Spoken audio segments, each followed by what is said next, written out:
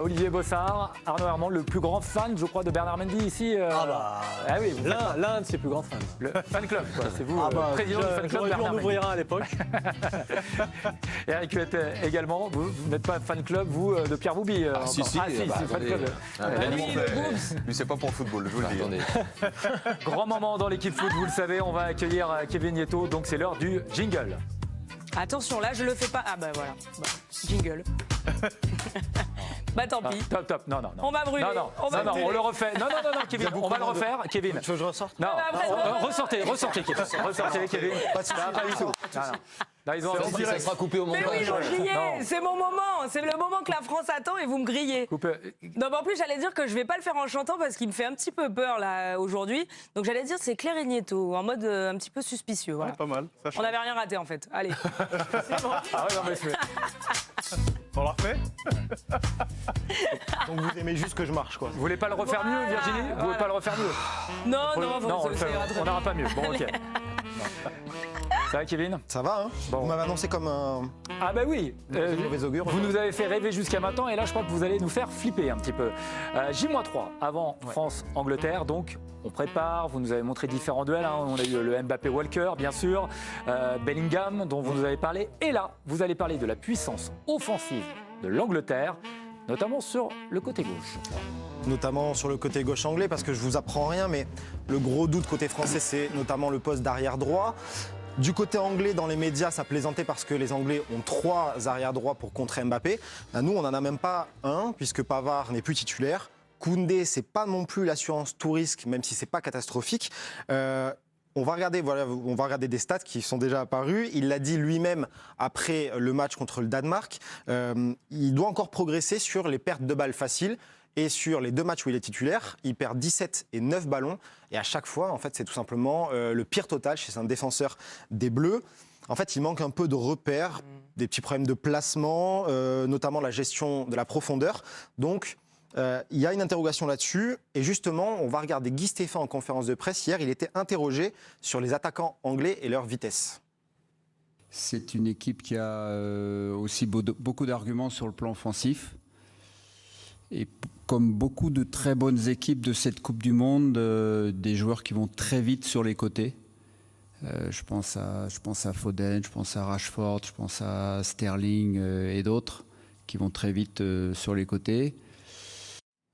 Voilà, il a dit, les Anglais ont 3 options. Sterling, alors il était titulaire, mais là, malheureusement, il a dû rentrer en Angleterre parce que sa famille a subi un cambriolage. Il y a Rashford qui ne tiendrait pas la corde pour être titulaire. Donc, moi, j'ai choisi plutôt de m'intéresser à Foden, bien sûr. Petite fiche d'identité, même si on le connaît un tout petit peu. Il a seulement 22 ans. Il évolue avec Manchester City. Il est plutôt milieu central d'habitude, mais il peut également jouer sur un côté. Et c'est là où on va l'attendre contre la France avec l'Angleterre. Et il vaut combien? Il vaut 110 millions d'euros. J'aime bien cette petite précision. 110 millions d'euros, un peu cher d'ailleurs. Pourquoi il faut s'en méfier alors de Foden, Kevin? Il faut s'en méfier. Je vous propose qu'on regarde ses stats contre le Sénégal lors de la qualification de l'Angleterre 3-0.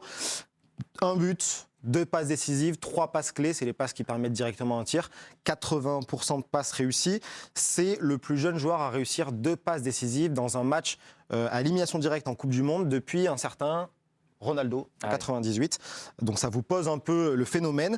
Et je voudrais qu'on regarde ensemble une séquence intéressante de son jeu. Et là, pour le coup, je vais me tourner vers Pierre, milieu de terrain, évidemment. Et on va regarder un peu...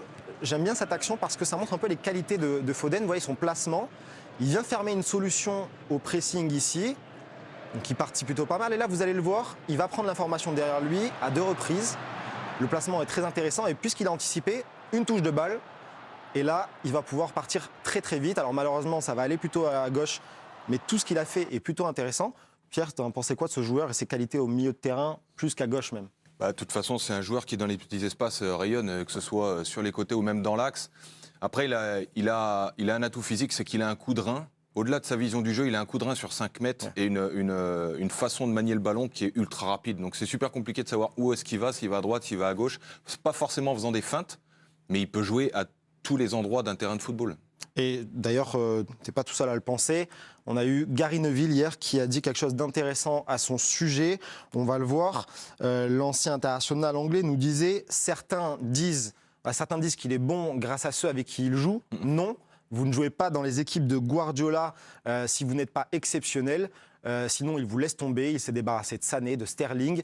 Il garde Foden et il dit que c'est l'un des meilleurs talents avec lequel il a travaillé. Donc, ça pose un peu le contexte. Il a seulement 22 ans, plus de 100 matchs de Première Ligue, 4 titres de champion. Et souvenez-vous, en début de chronique, je vous disais, et là on va aller avec Bernard, je vous disais que Koundé avait un peu de mal avec la gestion de la profondeur. Donc on va voir des séquences de Foden et on va les analyser un peu avec Bernard cette fois-ci. Voilà, juste ici. Donc vous allez voir en fait la manière de Foden de décrocher et d'attirer avec lui à chaque fois le latéral. Alors sur la première, vous voyez, ça libère tout de suite un espace ici. Foden a fait son travail en une touche de balle. Et puis la deuxième, Bernard, je vous laisse aussi peut-être l'analyser si vous voulez en même temps. On va le voir encore clairement. Ça part très vite et il y a déjà un 2 contre 1 sur le côté droit parce que Foden est venu décrocher. Et la course est encore intéressante, Bernard. Ouais, mais déjà, le latéral, il est en retard. Ouais. À partir du moment où il sait qu'il est en retard, il ne doit pas sortir. Il doit rester derrière et bloquer cet espace-là. Et c'est quelque chose qu'on peut craindre avec Koundé, d'après vous, ou pas du tout? Je pense que Koundé va élever son niveau. Beaucoup de personnes se posent des questions, mais moi, je veux qu'il soit juste déjà qu'il défende très très bien. Qu'il n'apporte pas offensivement, c'est pas un problème, mais qu'il soit bon sur l'aspect défensif. Être proche, un joueur comme ça, il ne faut pas le laisser se retourner. Non, mais Kevin parlait du manque de repères aussi pour Koundé. Ça peut compter, ça, se repérer. Et surtout, quand vous avez un Foden dans votre zone, voilà, ça va compter, ça. Ouais, mais il a joué, si je ne dis pas de bêtises, 6 matchs avec Barcelone. 5 matchs. 5. Avec Dembélé devant. Avec Dembélé devant. Donc il a les repères. Après, c'est juste le fait de dire quand il n'est pas bien, bah, je manque de repères. Après, moi, il y a un truc qui me parle là, par rapport au décrochage de Foden. Déjà, sa première touche est assez dingue. Mais l'atout qu'on a aussi en équipe de France, si il fait ces décrochages-là, c'est qu'on a Griezmann de ce côté et on a Dembélé qui défend beaucoup. Parce que là, le rôle de Dembélé sur un décrochage comme ça, c'est de refermer l'axe et de l'obliger à passer par un côté. Et si Foden est du côté de la ligne de touche, c'est beaucoup plus simple pour Koundé aussi pour aller le serrer. Parce qu'il y a beaucoup moins d'espace. Mais la relation avec Dembélé va être primordiale sur ce côté-là. Et pour le coup, il fait les efforts Dembélé depuis le début de la Coupe du Monde. Mais tu as raison, Pierre. C'est exactement d'ailleurs ce qui s'est passé en deuxième mi-temps avec la Pologne. Griezmann, on l'a vu venir couvrir le côté droit entre Dembélé et Koundé. Parce qu'il s'est toujours retrouvé seul, Koundé. On va ouvrir le débat défense. On va remercier Kevin parce que c'était parfait pour nous faire monter en pression sur France-Angleterre. Vous avez été nickel jusqu'à... Ah bah si, là, et on a eu un peu de positivité quand même. Kevin, pour sortir, je propose que Virginie vous fasse votre jingle quand même. C'est clair, Agnetto. Voilà. Zéro envie. Merci. Oui, voilà. Bon, on peut pas être inspiré tous les jours. On peut pas être au top tout le temps non plus. On peut pas être parfaite tout le temps. J'ai l'impression que Pierre Boubi n'a pas une bonne influence. C'est ça qui m'inquiète. Alors,